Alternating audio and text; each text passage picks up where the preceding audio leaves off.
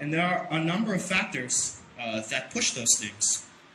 So, first question that I always ask, though, and I'm not a Luddite in any way, but I am a realist because I see the effect of technology and what it does to society every day as part of my day job. But the very first question I ask is: Are we adapting to technology, or are we adopting technology? And if you think about it, much of the technology that we interact with on a daily basis is not actually by choice. We're interacting as a society with technology largely because that's what we've been told we're required to do. So, for example, in medicine, today, and this is an odd reality that I didn't realize until I was doing homework for this talk, but prostate issues in men, there's a surgery, biopsies and surgeries that happen. There are almost no hospitals in North America anymore that do this via the analog way, the old way. It is considered archaic to do this by hand. It's an entirely robotic operation. You sit down in a machine, measures you, and does the whole function, the biopsy, and all of this stuff. That is unbelievable. This is blows my mind to think that will eventually approach a time when no humans know how to do it manually. That the only person who will know how to do prostate biopsy will be someone who is a machine operator, which is really, really crazy if you think about it. We will approach a time when surgeries are done remotely, where a scalpel is being controlled by someone on the other side wearing an Oculus Rift, maybe, on the other side of the world. And that's, we better hope that networks are nice and fast and stuff, because that'd be bad news for some latency. Education. Technology is implemented in education at this point, where there are schools that were unable to finish their core testing, their Common Core testing, whether you're a fan of or not, but they were unable to process their core testing because the machines that grade the papers had broken. And as a result, no one could grade the tests because there was no one there who was able to process tests analog. It was as if it was like grading multiple choice is a lost art by hand. You have to draw in dots and feed it in there. Transportation, we have ships, cargo ships today that haul goods across the both Pacific and Atlantic Oceans. This is more in the Pacific, but where there are no humans on the ship. The ship has a GPS beacon, and it goes from coast to coast, goes from its waypoints. A ship captain comes out via ferry, they board the ship, and then they manually drive the ship into the port, and so on. And this kind of maritime transit in the middle is done automatically.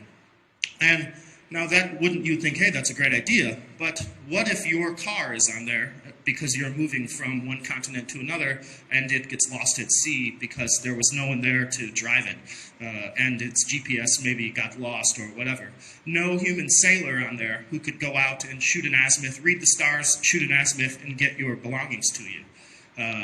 In energy, I have a friend of mine who has gotten free water for about 8 months because the remote sensor on his building stopped sending the beacon back to the mothership, and they didn't investigate. No one at the water company investigated. He called them and said, hey, I haven't been getting my bill for water. What's going on? And they said, oh, well, your beacon seems to have stopped reporting, so someone will get out there to fix that.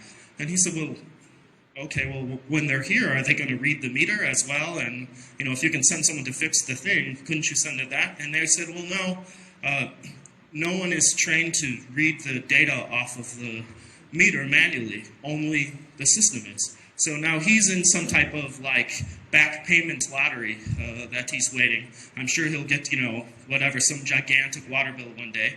And he had no choice in that. He couldn't get, you know, a human readable water meter.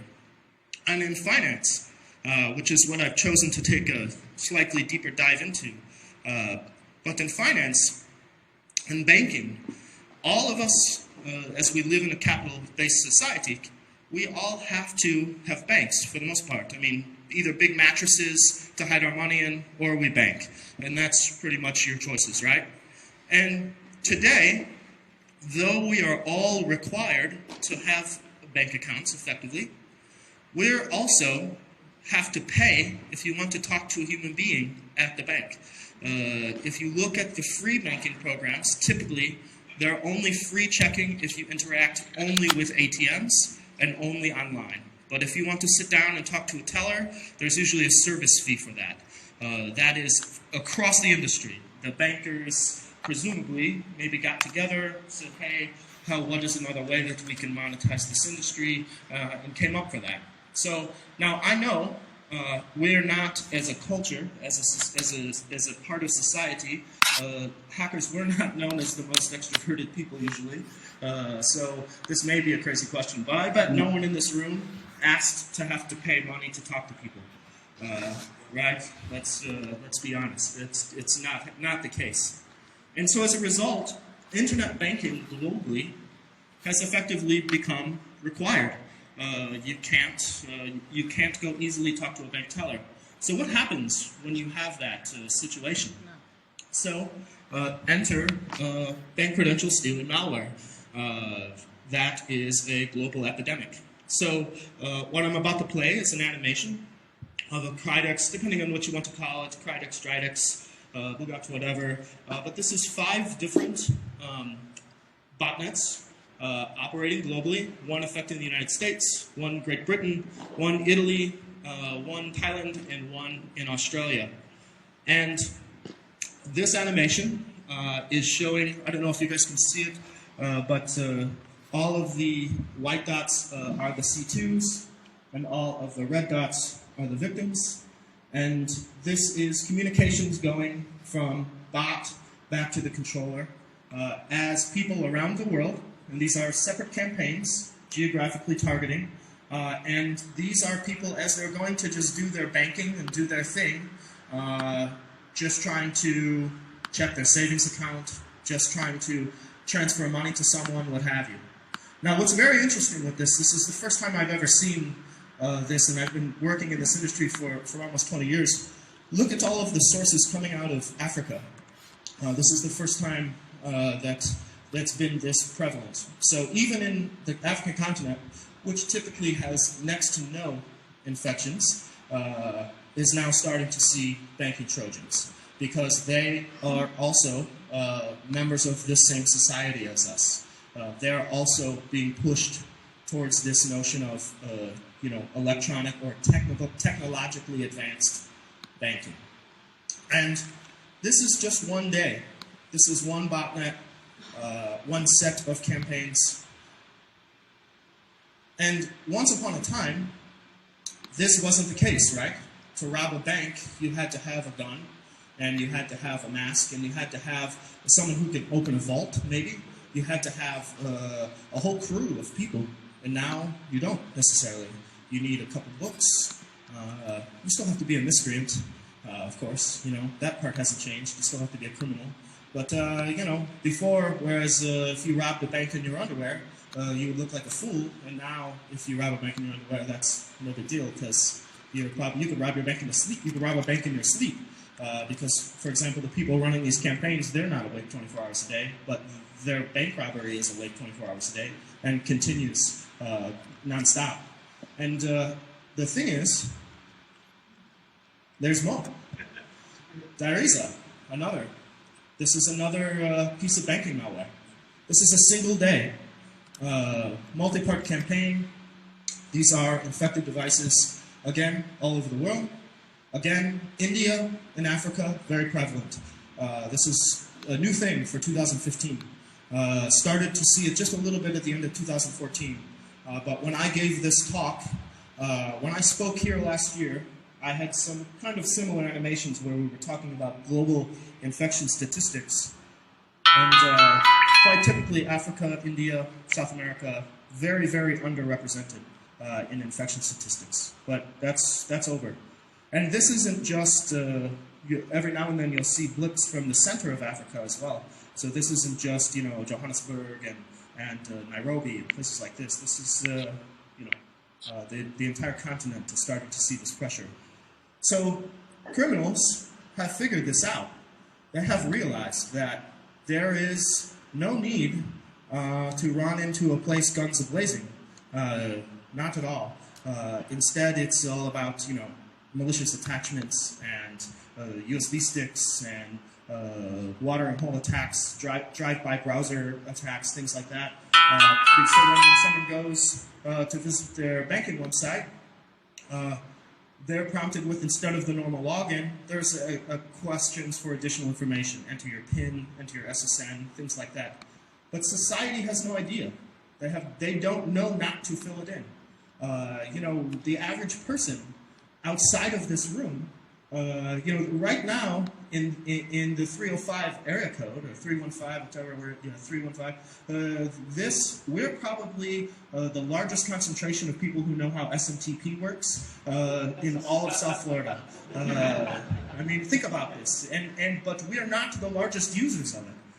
In fact, the largest users is probably some retirement community near here that is sending and receiving photographs from summer vacations and all this stuff. And to them, when they get an email from their granddaughter, grandson, whatever, that's no different than the tooth fairy coming along and putting a quarter under their pillow at night. They have no idea. It's all magic. It's just this amazing thing that they didn't even ask for. They were just told, hey, you do this. And in the case of banking, they weren't even told that. They were told, do this or pay. And so they said, well, we have to do this. This is the only choice that we have. And it isn't just financial sector. There's more. We're coming to this era of an Internet of Things, right? I would propose it's actually an Internet of Targets. This is a single day's dump of every compromised device that we at Team Cymru identify. We see millions of compromised devices a day. This is, I had to shrink the movie because it actually runs for like 11 minutes if we run through every category. So this is just a few of the categories that will show up here. But this is everyday epidemic.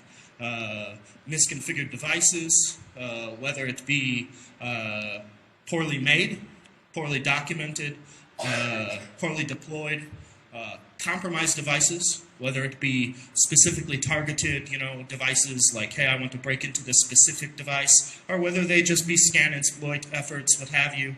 But this is every day.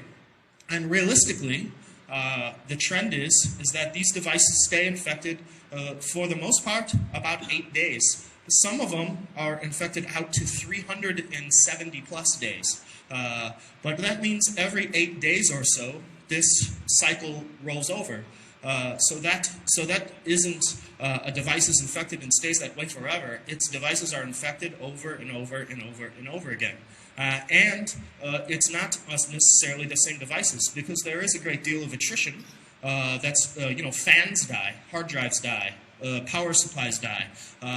Users aren't actually fixing it. Oftentimes the devices themselves are just failing.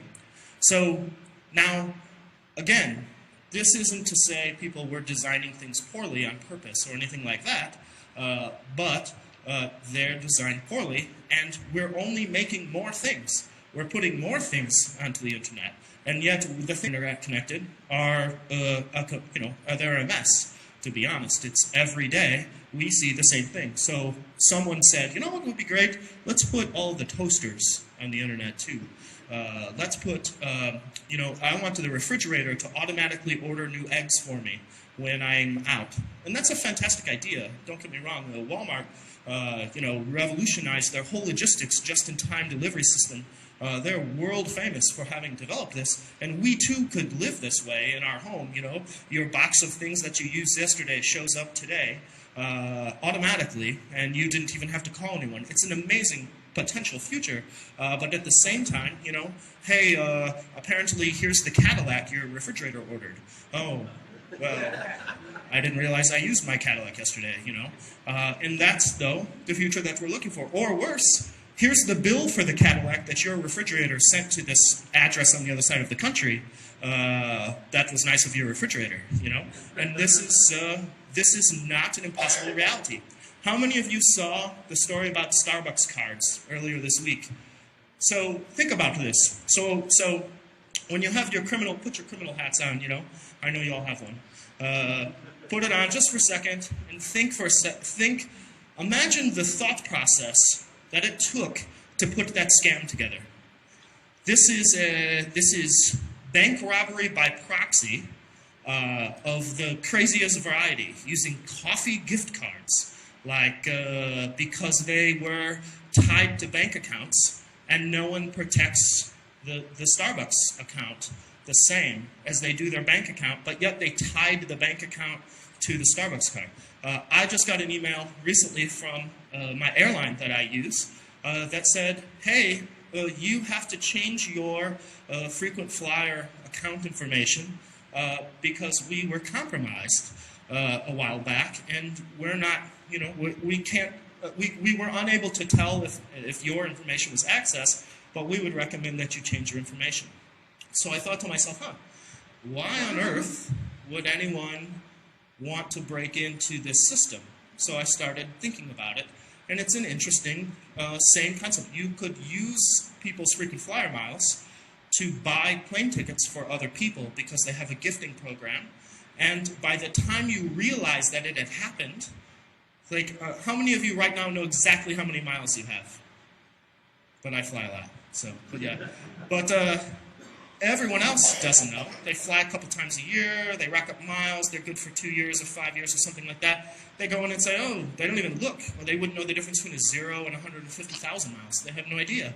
But meanwhile, someone somewhere has bought and sold a ticket on their behalf. And I thought that was kind of interesting. But then this thing with Starbucks last week really blows my mind. I mean, that's pretty hardcore. You're like, and totally under your radar, because do any of you have automated alerts on your bank accounts? Like, hey, you withdrew more than $100. Here's an alert, big spend, right? What are the chances that a coffee card is going to register that high? About 0. You know, it's going to be a small amount. But hey, if I do it to you 10 times in a row, back to back, I could get $500 from you. And because your threshold was set for $100, but because I split it up so many times, you don't know. It doesn't even set off your alerts. And that's, you know, that's a reality. But there's even more. So, allegedly, the government in China recently was accused of modifying HTTP traffic coming and going from a large website, very popular global website called Baidu. And they modified HTTP requests and responses to include a malicious JavaScript payload that all of the browsers that reached out to the sites were getting this malicious malware or malicious injection into the stream, and their browsers immediately started attacking to GitHub-hosted websites. GitHub saw an attack that was like 400 gigabit, 500 gigabit, something like this. This is just a few seconds of the attack, roughly just shy of 3% of the total content of the attacks.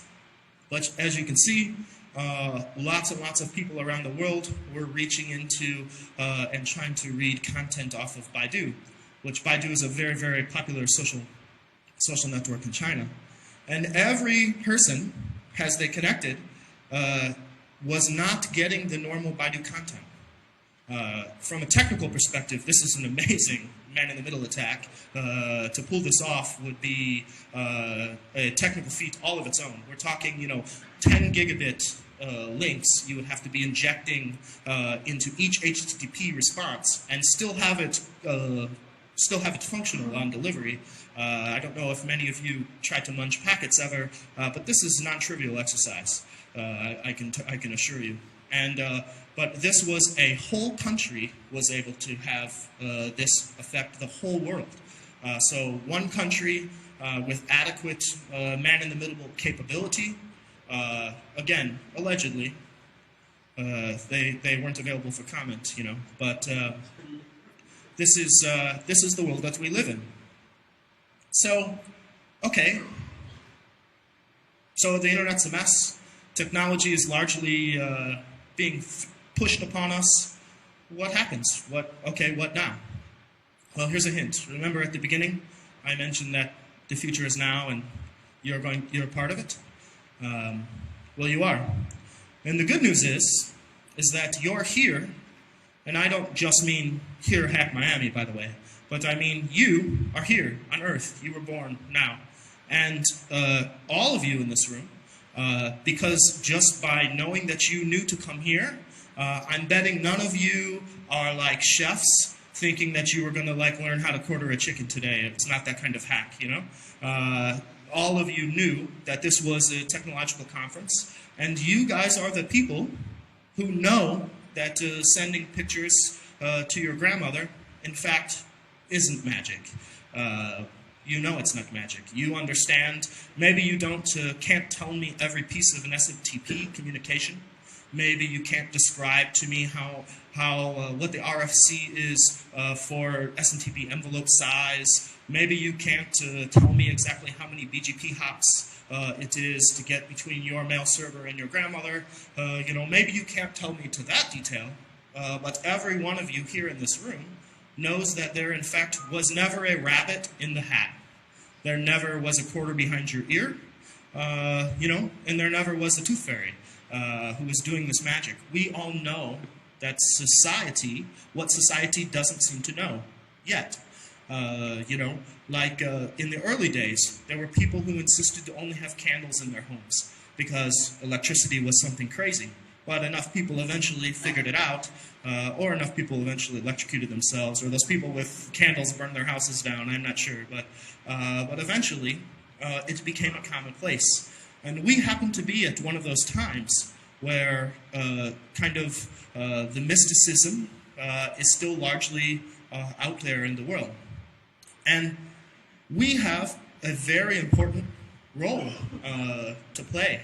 You know, we should be out helping to educate our fellow, for lack of a better word, sheep. You know, how many have you guys ever read? It's like a page-and-a-half story about there are sheeps, there are sheepdogs, and there are wolves. It's briefly in that movie that came out this last summer, American Sniper, or this last winter, but it's actually a much older story than that.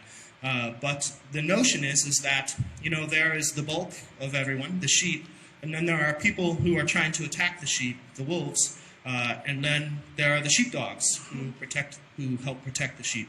And I'm not proposing that everyone here has to stand up and be a sheepdog. You may very well be a wolf, and you serve a fantastic purpose as a wolf, by the way, because we sheepdog get tired of sitting on the porch. But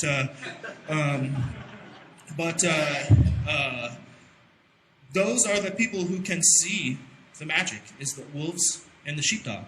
They're the ones. Because to the sheep, they have no idea. And they're just hanging out, eating grass, and doing what sheep do, you know.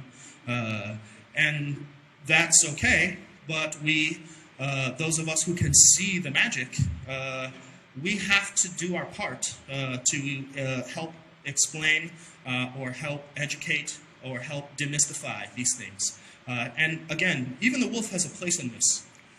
You know, we are the people that, knowing this, we can keep pushing. We can keep making new things happen. We can look at something and say, this isn't as good as it could be, and we can make it better. Or we could say, I have this problem, and what I really need to do is solve it in this new technological way, and it turns out to be some amazing thing that everyone benefits from. These opportunities are waiting around every corner for us, and we're the people who can see it. You know, we're the chosen few, if you will. And it happens largely, let me ask you, how many of you just by show of hands, were like geeks from birth, you know. Even before I'm old enough to have been born in the analog age. I lived in a house that had rotary telephone until I was about 14 years old. I already knew how to hack that thing then. I was making free phone calls and all of this stuff, not because I wanted to call anyone. I actually didn't even have anyone to call.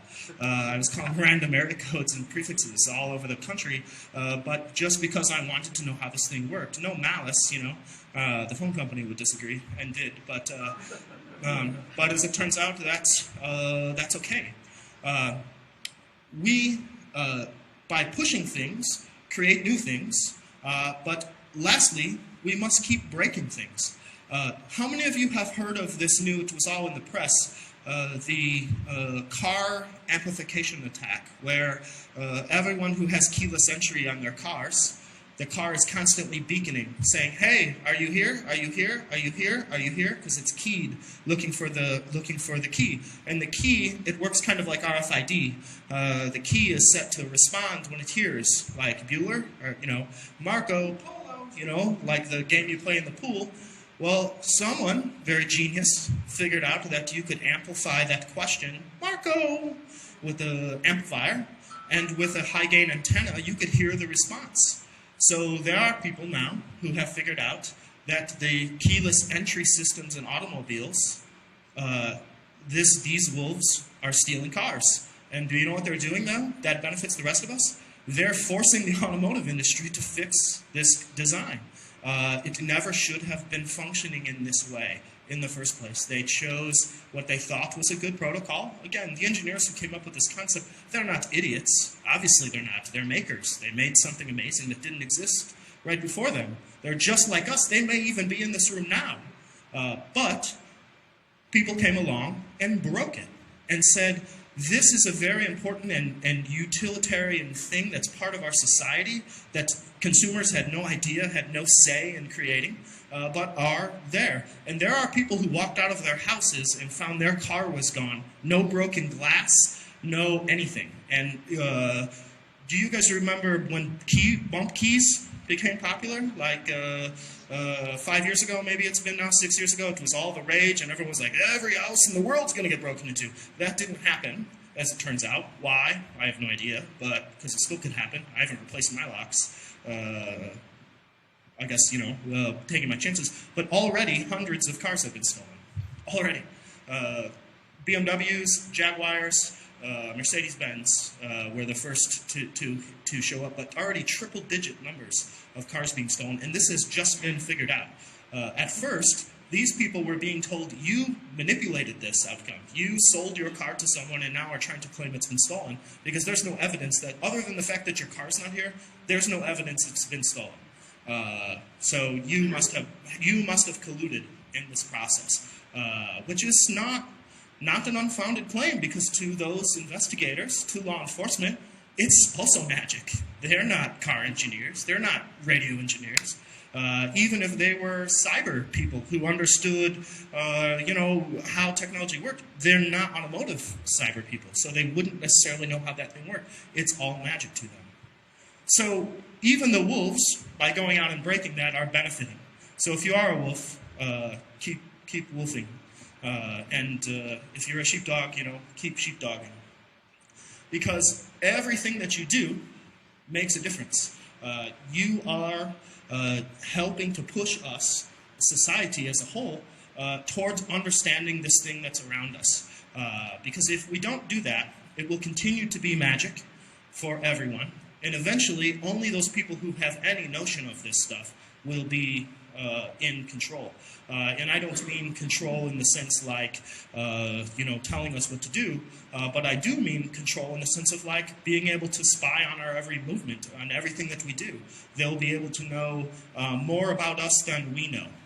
It's already starting to happen, by the way. If you go and Google random, and I'm using Google here not necessarily as Google the company, I'm using the word, to start. If you search for, let's use that. If you go searching for health issues, symptoms, if you type symptoms into your browser, already there is not a single digit, but a double digit chance that your insurance provider will find out about it.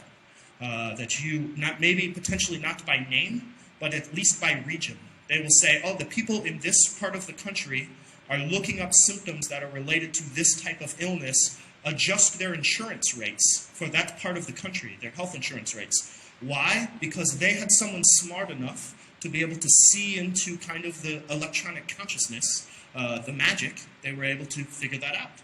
And they realized that we, or not we, because we're not them, but the sheep, if you will, have no idea and will type all of this stuff in there. How many times in legal cases do you see where, oh, they busted the guy because he Googled how to do exactly the crime, and then when they went and looked, he went, oh, I didn't know you could look that up. That's crazy. It's like, well, yeah, luckily you didn't know that, you know, is what law enforcement says. But is that luck? I don't know. You know, what if you were what if you were living in some country where you had a tyrannical regime that was holding you to live some life that was a terrible existence that no human should have? You should be able to communicate about what's going on to people who maybe can help you, or maybe to organize, or maybe to sponsor an election. Things like that, you know, genuine good things in the world. But they can't do that. But with our help, with all of you, they can do that. We'll figure that type of stuff out.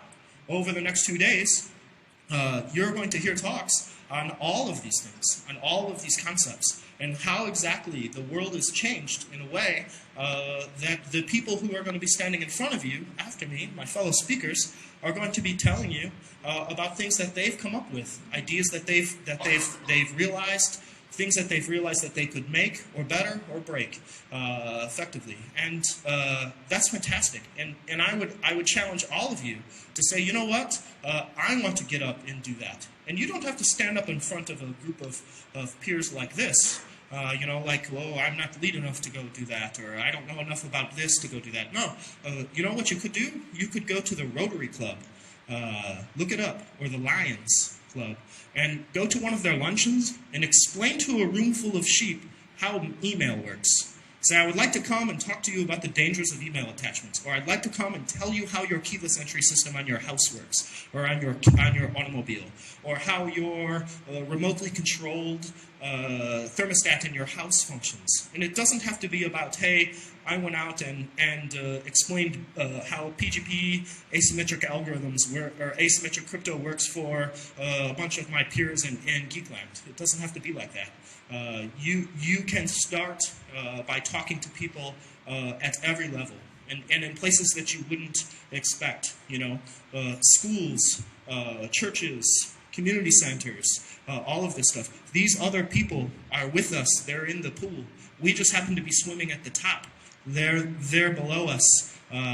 There's no reason that we can't help to educate them. And you are already well on your way. Like I said, you're here. You knew to be here. So you already know there's no such thing as magic. You matter. So I would urge you to get out and do something. So, and I want you to think about this. You're not the first Jedi. You know, you see this stuff. There are many of us who are like, oh, I have this all figured out, and I can control technology and whatnot, and that's fantastic.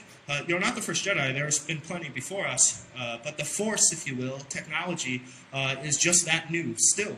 Every day it's getting newer, funny enough. The technologies, as you propel through time. Now, we have Moore's Law that says, you know, everything doubles forever, infinitely, and it's still largely true. But at the same time, it's still so new that there needs to be more Jedi. So help make more Jedi. But please take care of yourself. One of the things that I have seen in a career, 20 years here, almost 20 years, is we have a propensity to abuse ourselves. We'll stay up and work on a project for 3 days straight. No problem. We'll fuel ourselves on various enes, caffeine, what have you. We're willing to biohack and take chemical substances to stay awake. We'll binge drink. We'll overeat. We'll have a sedentary existence. And none of those things prolong our life. And we need to live long enough to, A, enjoy all of this stuff that we're creating and making and breaking, But in addition to that, society needs us. We're the people explaining to them how this stuff works. We're the people making this new stuff. And if we're broken from diabetes or alcoholism or drug abuse or what have you, I'm not telling you be a teetotaler at all. But you know, maybe if you really want to go out and do it, David Lee Roth said, "You can't party like a rock star if you don't train like a champion." And it's true. You know, you get out, add 30 minutes of walking to your day, and not just and if you have to, walk to get another bag of Doritos and a six-pack of Mountain Dew or whatever because you're going to work on something, but still get out and do that, because if you're not here, no one's going to replace us. Statistically, we are not all of us are in possession of something that's very hard to learn. You're kind of born with this. So think of it that way. You were born with a gift, make the most of it. So that's it. Essentially, let's chat. You know, do you have any questions about any of the data I showed, any of the concepts? You know, I chatted with one of the people that I typically run a talk like this past, is my friend Josh Corman, also in the community, and very erudite, very into the concepts of what does technology mean to society and things like that. And he definitely, and he started the I'm Calvary movement. I don't know if you're not familiar with that, but check that out. Be the Calvary, by the way. That thing, he has a great thing going on. They're really pressuring government to fix, for example, the automotive stuff by way of legislation. You know, they're being very helpful in that way. But he basically, I was tempted to not make this such a call to arms talk. But he convinced me otherwise, and how I kind of made it okay in my head is I wanted to give people the chance to at least tell me I'm full of shit at the end.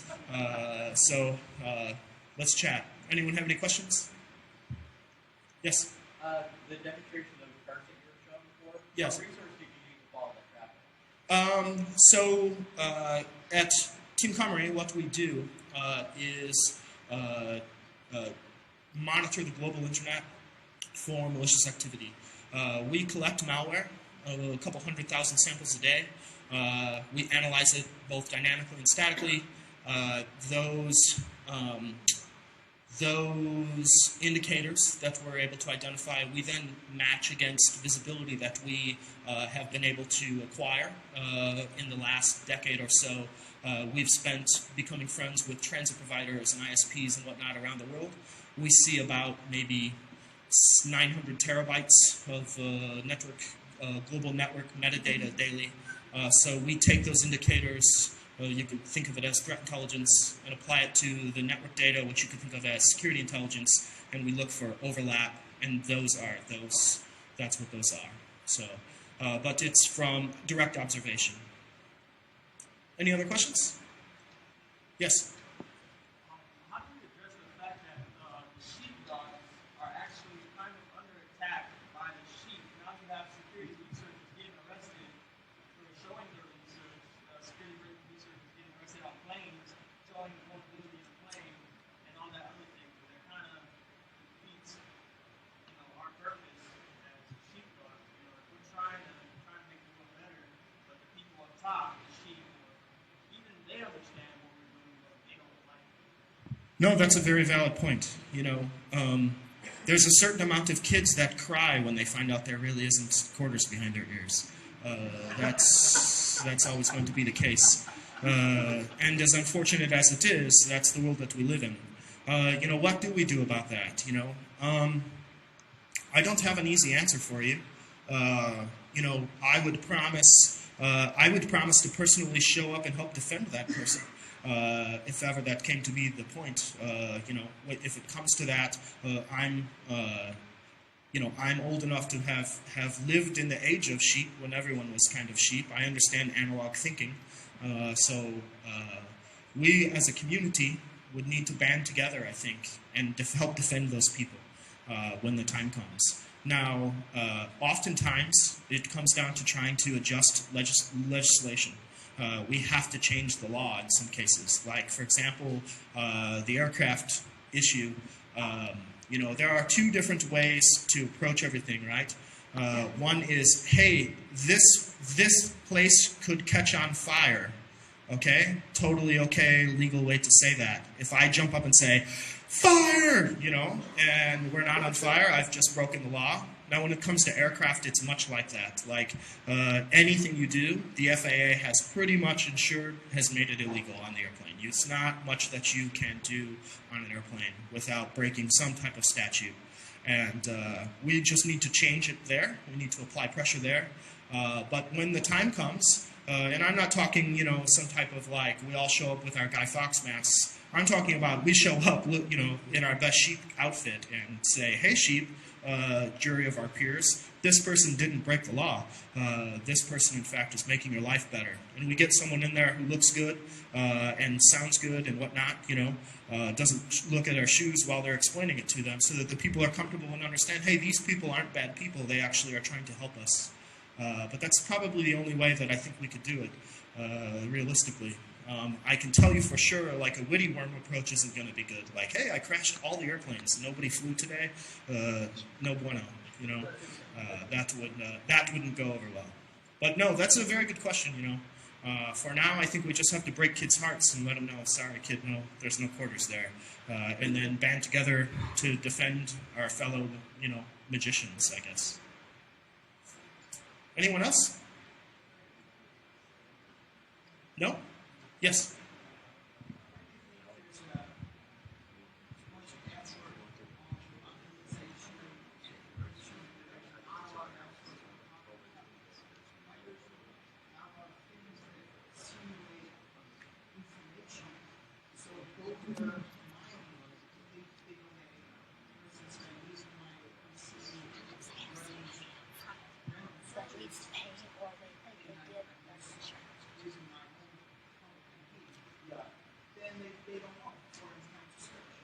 So, you know, so you're asking why isn't there... he's asking, if I understood, and I'm going to paraphrase here, he's asking, given the way that society is changing, why aren't more of us participating in kind of providing a smokescreen or, you know, making it too expensive to do what they're doing? Like in his example is invasion of our privacy. Why aren't he said he's running a script or a tool at home that floods his browsers with random search strings. So essentially, you know, creating more noise in it. Why aren't more people doing that? My own personal opinion, I will tell you, is that's fraught with peril. I am a former federal employee by way of the United States Marine Corps, and what I can tell you, even in the infantry, which is where I lived, we mostly like really broke stuff. And what I can tell you is when we started to run into reinforced doors that we couldn't kick in, we went out and bought 1,000 sledgehammers. Right? That's what we did as a battalion, and so we could open doors more effectively. And if you put enough signal out in the world, and they say, they'll go to the hill and they'll say, hey, these people are making it harder for us to find the bad stuff you've tasked us to find. We need more money, and we need to be able to look at 10 gig flows instead of 1 gig flows, so fund us more and whatnot. So my instinct is that the idea of crowdsourcing camouflage or crowdsourcing smoke and making it harder, more expensive for people to do this stuff is going to backfire because you are funding much of these efforts being done against you anyway. You'll just make it to where it's going to cost you more. You're going to make it more expensive, and there is no such thing as too expensive when it comes to the people who print the money. So it's only too expensive for the people who have to pay it back. So, and that be you and I. So my own personal opinion is maybe primarily is because people don't know to do that. That's 99% of the answer. And that remaining 1%, at least like for in my case, is because it hurts enough already. You know, I don't want to add to it by doing it that way. I would rather call my representative and say, stop doing that altogether, or take some other approach. You know, so yes. There's a tension between people who write applications and the InfoSec community who find vulnerabilities in those applications. How do you recommend bridging that gap? I think that tension, for the most part, comes because those developers who write the applications often are being charged to do so. Either, I have a capital requirement, aka I have to pay my mortgage. So I'm writing this app to get paid, maybe through either directly or through someone else. And the people who are breaking it threaten that. So I think that responsible disclosure would go a long way for that. And when I say responsible, I'm not talking about, hey, give somebody 3 years to do nothing about it. But it is reasonable to give them a deadline. I'm going to talk about this in so many days, and here's a fix. Is also very good. I could kick this window out right here very easily, but I have no idea how to put the glass back together.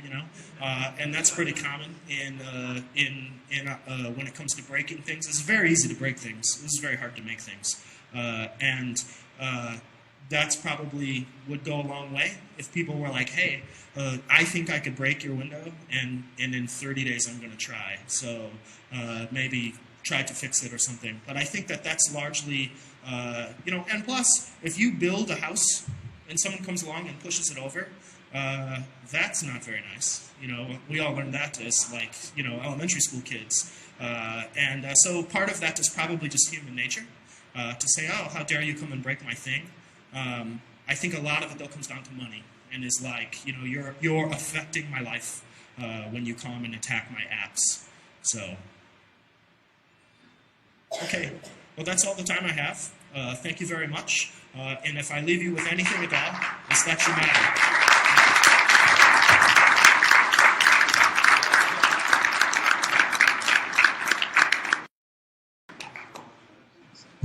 All right, that was an amazing keynote. The talk starts soon. People are go to the CTF room. We're going to have the log picking village, the biohacking village, and the command and control. So thank you again, David, for an amazing keynote. I knew he was going to rock it.